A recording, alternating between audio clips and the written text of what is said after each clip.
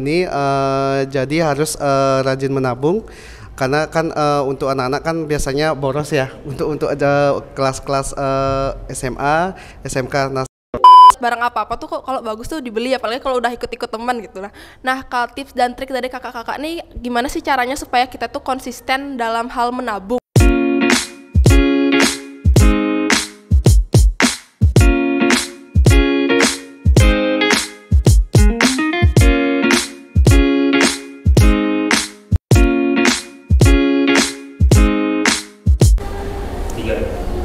Halo Sobat Wanska, kembali lagi bersama saya Rahma dan rekan saya Putri dalam podcast Suara Wanska episode kelima.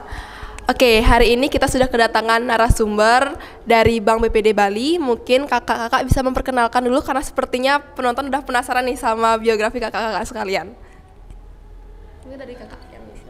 Baik, perkenalkan nama saya Agung Mirah dari Bank BPD Bali Cabang Gianyar dan rekan saya bernama Kakak. halo, perkenalkan nama saya Kadek Yoga Liantara. Saya juga dari unit Dana dan Jasa dari Bank BPD Bali kantor cabang Gianyar. Kami di sini akan mengisi sedikit terkait tentang literasi keuangan dan simpanan pelajar. Wah, luar biasa sekali kakak-kakak. Baik, mungkin saya mengawali dulu pertanyaannya nih dari teman-teman sekalian itu kira-kira terkait literasi finansial. Seperti apa sih yang dimaksud literasi finansial yang dari pandangan kakak-kakak sekalian? Kalau terkait saya izin menjawab. Kalau terkait literasi finansial ini kan masuknya ke literasi keuangan, di mana untuk keuangan ini untuk anak-anak sebenarnya untuk usia dini sangat penting karena dapat membentuk perilaku dan kebiasaan keuangan anak sampai usia dewasa.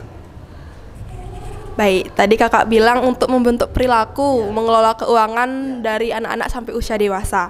Oke, jadi seperti itu sangat penting sekali ya. Mungkin kakak-kakak bisa jelasin betapa pentingnya cara pengelolaan uang bagi adik-adik yang ada di rumah dan para pelajar di Indonesia juga.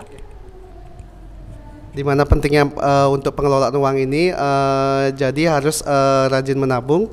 Karena kan untuk anak-anak kan biasanya boros ya untuk ada kelas-kelas SMA, SMK. Nah, sekarang kan kalau misalnya menabung di mana nanti bisa dapat bunganya benefit lebih. Jadi untuk simpanan pelajar ini gampang juga nanti kalau misalnya mau nariknya ke bank. Oke, nah kalau dari Rahman ini kan sebagai pelajar juga, kayaknya karena biasanya uang tuh bisa dari bekal orang tua nih gitu. Jadi kalau misalnya nabung nih kan kayak kurang konsisten lah, karena biasanya kita tuh kalau lihat barang apa-apa tuh kalau bagus tuh dibeli, apalagi kalau udah ikut-ikut teman gitu lah. Nah, kalau tips dan trik dari kakak-kakak nih gimana sih caranya supaya kita tuh konsisten dalam hal menabung gitu. Jadi kita bisa meningkatkan gimana caranya kita bisa mengelola keuangan tuh bisa lebih baik lagi. Kalau terkait konsistensi sih, kalau pengalaman pribadi saya, mungkin satu hari kan mungkin dikasih uang jajan sama orang tua mungkin 20.000 ya. Nanti di mana di 20.000 itu disisihkan atau dibuatkan seperti semacam tabel di buku tulisnya per hari misalnya 5.000, besok 5.000 lagi. Atau nanti kan bisa ditabungkan juga ke tabungan simpanan pelajarnya biar tetap konsisten. Oke, luar biasa sekali. Mungkin teman-teman di rumah bisa langsung dipraktekkan gimana tips dan trik dari kakak-kakak sekalian. Oke, lanjut. Mungkin dari Putri ada yang mau ditanyain nggak? Mungkin ada yang mau kamu kepo-kepoin dari kakak-kakak yang mumpung ada di sini. Terkait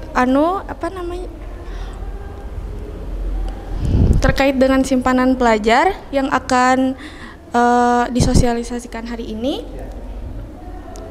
Mungkin bisa disampaikan apa kelebihan dibandingkan jenis tabungan lainnya dan keuntungan memiliki simpanan pelajar bagi seorang siswa.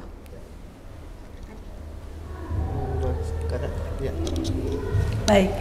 Nah, di sini untuk dari Bank BPD Bali biasanya kita dari SD, SMA, SD, SMP, SMA biasanya kita ada tabungan, itu namanya tabungan simple, simpanan pelajar bagi para siswa. Nah, di sini untuk keuntungan dari tabungan ini bisa kita nanti ke depannya untuk menyisihkan uang kita dari saku itu ke tabungan supaya apa yang kita belikan untuk di masa depan bisa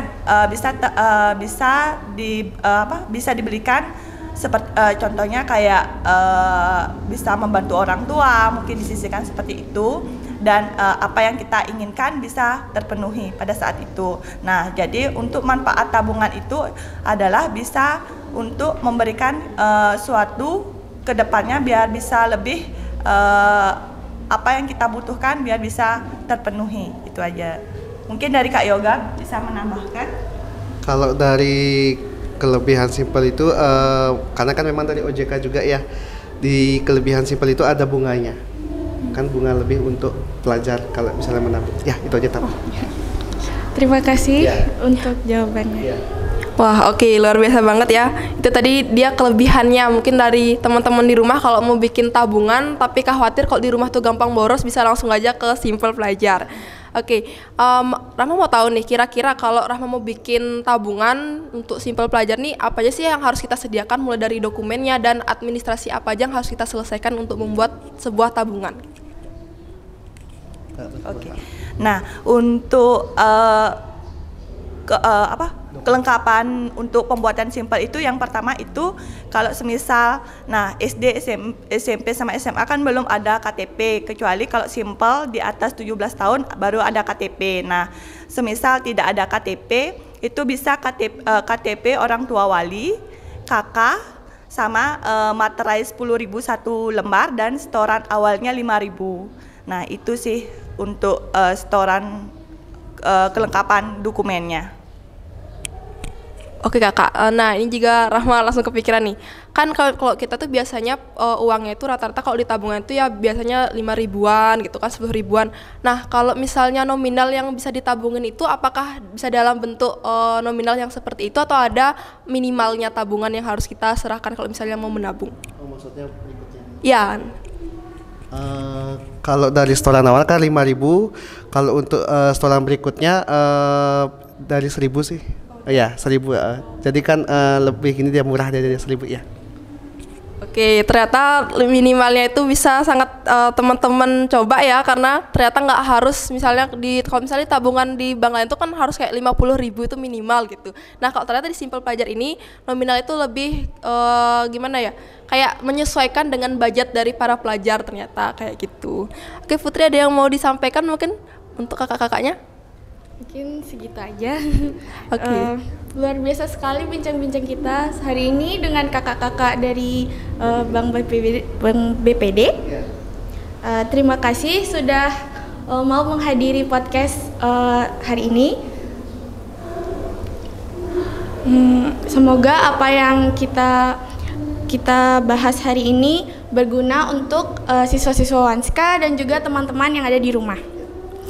Ya. Ya, terima kasih. Bye-bye.